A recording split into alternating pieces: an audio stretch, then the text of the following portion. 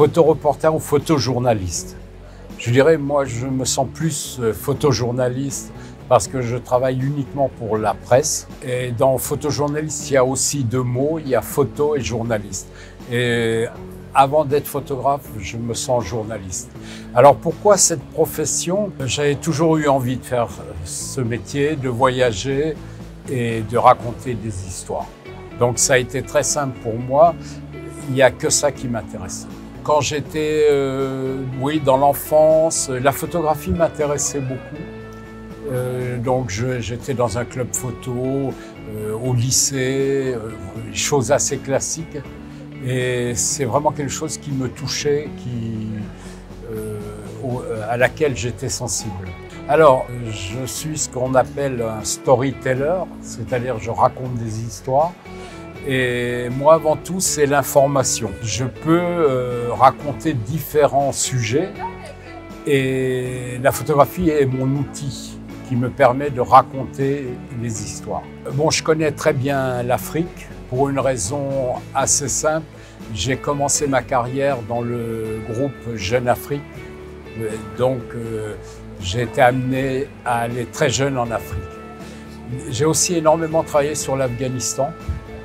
Je suis allé une trentaine de fois en Afghanistan depuis les années 85 jusqu'à maintenant, parce que j'y étais encore l'année dernière.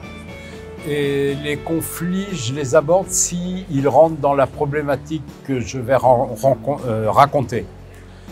Ce qui m'anime aussi dans la globalité, quand je peux, ça m'est arrivé de le faire assez récemment sur trois gros sujets, c'est d'être un peu lanceur d'alerte. Le dernier grand sujet que j'ai fait les dernières années, c'est sur le charbon de bois, l'industrie du charbon de bois. Et ça m'a beaucoup intéressé, j'étais motivé parce que on n'a aucune idée du nombre de personnes qui chaque jour ont besoin du charbon de bois pour cuisiner et donc se nourrir. C'est 2,5 milliards de personnes dans le monde. 50% de la déforestation est liée au charbon de bois et au bois de chauffe, c'est-à-dire la même chose. Ou alors j'ai travaillé aussi sur le manque d'électricité en Afrique subsaharienne qui touche 700 millions de personnes. Donc ça, j'ai un peu l'impression d'être lanceur d'alerte. C'est des sujets qui sont peu abordés. J'ai présenté 2 expositions.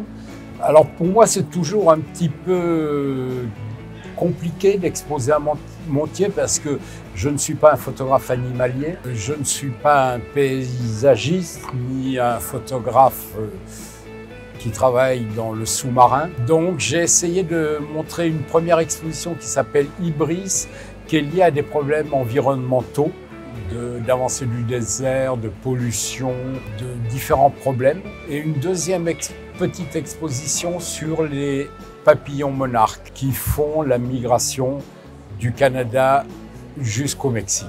Et ça, c'est un travail que j'ai fait pour la fondation Yves Rocher, qui a un grand travail sur la replantation d'arbres. Et le parc où vont ces papillons est en difficulté, il y a beaucoup de déforestation et donc la fondation Yves Rocher replante dans ce parc. Elle a replanté pendant 7 ans et donc moi, mon travail, c'était de montrer que ce parc accueillait les papillons monarques.